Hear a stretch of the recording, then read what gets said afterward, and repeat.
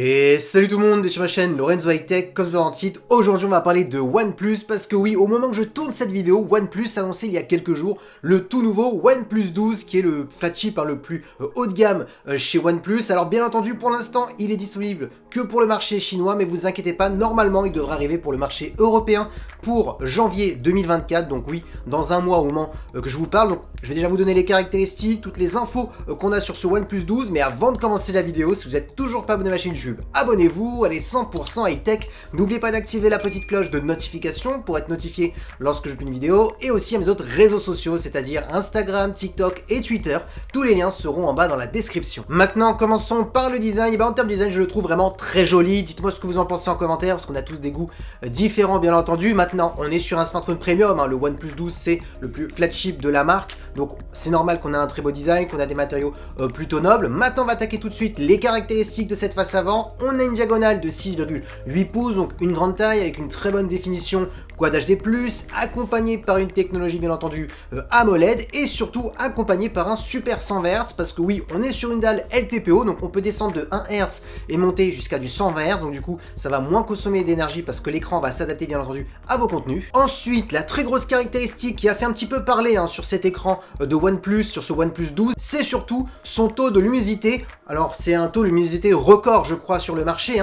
OnePlus a annoncé qu'en pic max de luminosité on pouvait atteindre un pic jusqu'à 4500 nits, oui j'ai bien dit 4500 nits, donc c'est énorme. Alors bien entendu attention, c'est du marketing, votre écran ne sera pas toujours à 4500 nits, sinon votre écran AMOLED il va brûler, vous allez avoir du burn, donc voilà, c'est pas tout le temps du 4500 nits, c'est vraiment quand vous êtes en plein jour qu'il faut booster à fond la luminosité pendant quelques minutes. Donc voilà, je pense que vous serez plutôt dans les 2000 nits, je pense souvent, mais pas dans les 4500, mais bon, c'est quand même énorme en termes de caractéristiques, on va pas se le cacher. Ensuite, vous avez un écran bien entendu qui est compatible HDR10+, et Dolby Vision, donc intéressant pour les personnes qui aiment bien regarder des contenus multimédia. Vous avez les deux meilleurs HDR.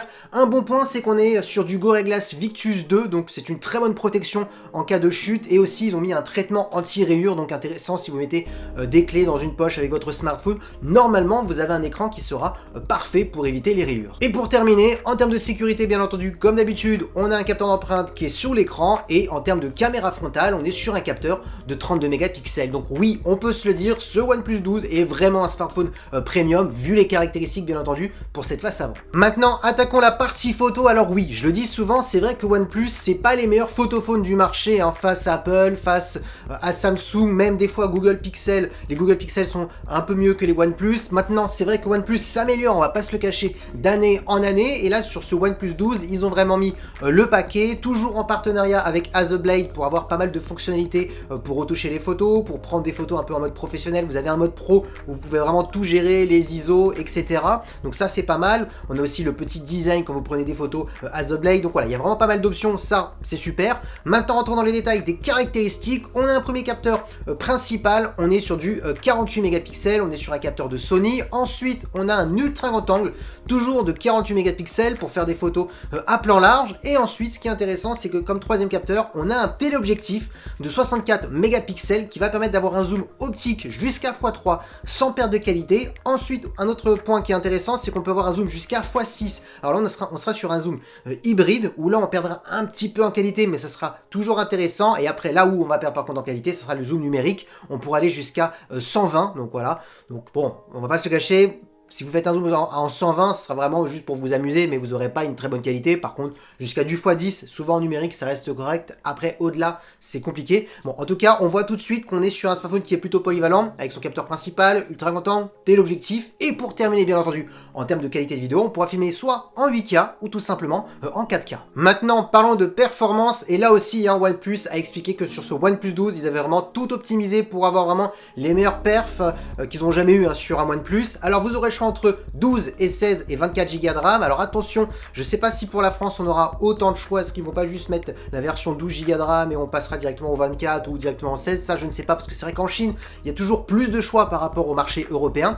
Par contre, ce qui est sûr, c'est que vous inquiétez pas, oui, vous aurez le tout dernier processeur de Qualcomm, le Snapdragon 8 Gen 3, et oui, enfin, le Snapdragon 8 Gen 3 que tout le monde attend, parce que oui, on gagne un gap quand même en termes de performance par rapport au Snapdragon 8 Gen 2, on gagne aussi un gap normalement en termes d'autonomie. Donc voilà, OnePlus a expliqué qu'avec ce smartphone, on aura vraiment des très bonnes performances pour faire des gros jeux vidéo, surtout qu'ils ont retravaillé aussi la chambre à vapeur pour éviter que le smartphone surchauffe, ils ont travaillé voilà, l'optimisation, vous avez un mode aussi gaming pour optimiser, pour mettre vraiment toutes les performances dans vos jeux vidéo. Donc voilà, OnePlus a expliqué qu'avec ce smartphone, vous n'allez pas avoir des ralentissements, ça c'est sûr.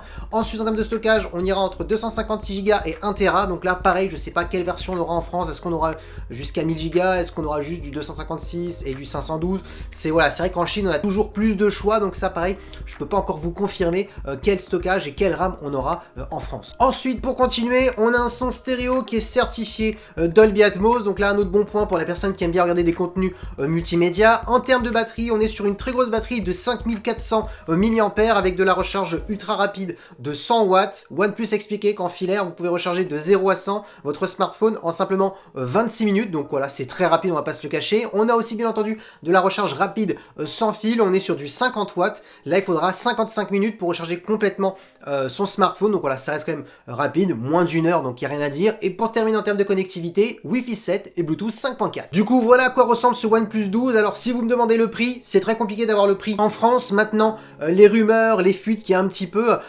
été mis sur pas mal de journalistes et pas mal de sites, on parle d'un OnePlus 12 qui devrait être un petit peu en dessous de la barre des 1000 € pour le premier stockage, et ça pourrait monter après bien entendu à plus de 1200, 1300 €.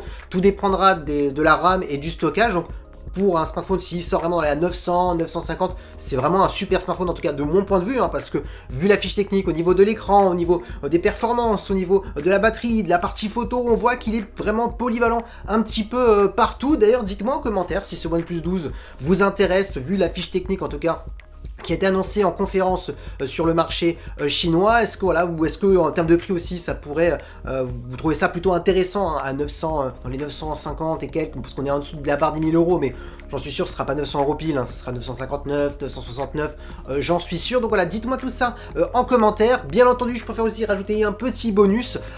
Normalement, il devrait sortir bien entendu en janvier 2024, mais bien entendu, comme en ce moment on sait que OnePlus, ça fait partie du même groupe que Oppo. Oppo a quitté le marché français et OnePlus en ce moment, il communique un petit peu moins par rapport à avant. On ne sait pas si vraiment ce smartphone, et on n'est pas sûr à 100% que ce smartphone va vraiment sortir en France. Donc c'est vrai qu'on met un petit point d'interrogation. Je vais pas vous le cacher. Donc voilà, c'était petit bonus quand même, parce que voilà, pour pas que vous dites que je vous dis à 100% que ce smartphone va sortir en janvier, je préfère mettre quand même un petit point d'interrogation. Mais voilà, c'était la petite news. Donc voilà, la vidéo est terminée. J'espère que la vidéo vous a plu. Si c'est le cas, n'oubliez pas le petit pouce like, de vous abonner sur cette chaîne YouTube et d'activer la petite cloche de notification pour être notifié lorsque je publie une vidéo, et aussi bien entendu à mes autres réseaux sociaux. Et oui, j'ai aussi Twitter, Instagram, TikTok. Je fais pas mal de lives sur TikTok, 2-3 lives par semaine à partir de 23h30, 23h40 jusqu'à minuit et demi, pas plus. Donc si ça vous intéresse, n'hésitez pas à me poser vos questions en live. Et tous les samedis à partir de 23h30, je fais un live sur YouTube plus TikTok. Donc voilà, si ça vous intéresse, abonnez-vous bien entendu à mes autres réseaux sociaux. Et sur ce, je vous dis à très bientôt.